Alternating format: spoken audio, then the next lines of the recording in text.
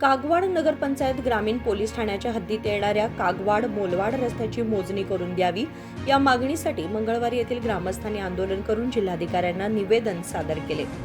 नगरपंचायत ग्रामीण पोलीस ठाण्याच्या हद्दीत येणाऱ्या कागवाड मोलवाड रस्त्यावर काही व्यक्तींनी अतिक्रमण केले आहे। त्यामुळे परिसरातील शेतकऱ्यांच्या शेतातील पिकांना ऊसाच्या बैलगाड्यांना तसे शासनाने मंजूर केलेल्या रस्ते कामकाजाला आणि दैनंदिन वाहतुकीला अडथळे निर्माण होत आहेत।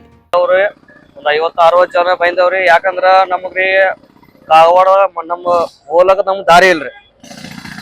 ನಮ್ದ ರಸ್ತೆ ನಕಾಶೆದಲ್ಲಿ ಇತ್ತು, ನಮ್ ಮುಂದೆ ಹೋಲಕ ನಮ್ ದಾರಿ ಇಲ್ರಿ। ಯಾವುದೇ ಟ್ರ್ಯಾಕ್ಟರ್ ಹೋಲಕ ದಾರಿ ಇಲ್ಲ, ಯಾವುದೋ ಒಂದು ಸ್ಕೂಲ್ ಬಸ್ ಹೋಗಬೇಕಾದ್ರೆ ಅಲ್ಲಿ ಮುಂದೆ ದಾರಿ ಇಲ್ಲ, ಎಲ್ಲ ಒತ್ತುವರಿ ಆಗಿದೆ। ಅದರಿಂದ ನಾವು ಪಟ್ಟಣ ಪಂಚಾಯತ್ ಕಾಗವಾಡದಲ್ಲಿ ಪಟ್ಟಣ ಪಂಚಾಯತಿ ಮುಂದ ಧರಣಿ ಸತ್ಯಾಗ್ರಹ ಇವತ್ತು 60 ದಿವಸಗಳಾದರೂ ತಹಸೀಲ್ದಾರ್ ಆಗಲಿ ಯಾವುದೋ ಅಧಿಕಾರ ಆಗಲಿ ಸಂಪೂರ್ಣವಾಗಿ ನಮ್ಗೆ ಪರಿಹಾರ ಮಾಡಿಕೊಟ್ಟಿಲ್ಲ।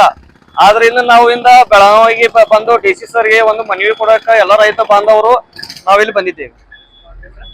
ಸೋಮಗೌಡ ಗುಮ್ಟೆ। ಕಾಗವಾಡದಲ್ಲಿ 170 ಕುಟುಂಬಗಳಿಗೆ, ರೈತ ಕುಟುಂಬಗಳಿಗೆ ಹೋಗಲಿಕ್ಕೆ ದಾರಿ ನೂರಾರು ವರ್ಷಗಳಿಂದ ಅದೇ, ಅದ್ರ ಮೇಲೆ ಈಗ ಅತಿಕ್ರಮಣ ಆಗಿ ಮೊಳವಾಡ ರಸ್ತೆಗೆ ರೈತರ ಕಬ್ಬು ಇನ್ನಿತರ ಬೆಳೆಗಳು ಹೋಗೋದು ದುಷ್ಟರವಾಗಿದೆ। ಅದರ ಸಲುವಾಗಿ ಅವರು 2 ತಿಂಗಳಾಯ್ತು ಕಾಗವಾಡ ಪಟ್ಟಣ ಪಂಚಾಯತ್ ಮುಂದ ಜನ ಧರಣಿ ಕೂತ್ರು, ಆಮೇಲೆ ದನಗಳು ಕಟ್ಟರು, ಹಿಂಗೆಲ್ಲಾ ಮಾಡಿದ್ರು ಕಾಗವಾಡ ತಹಶೀಲ್ದಾರ್ ಮತ್ತು ಇನ್ನಿತರ ಅಧಿಕಾರಿಗಳು ಅದಕ್ಕೆ ಯಾವುದೇ ಪರಿಹಾರ ಕೊಟ್ಟಿಲ್ಲ।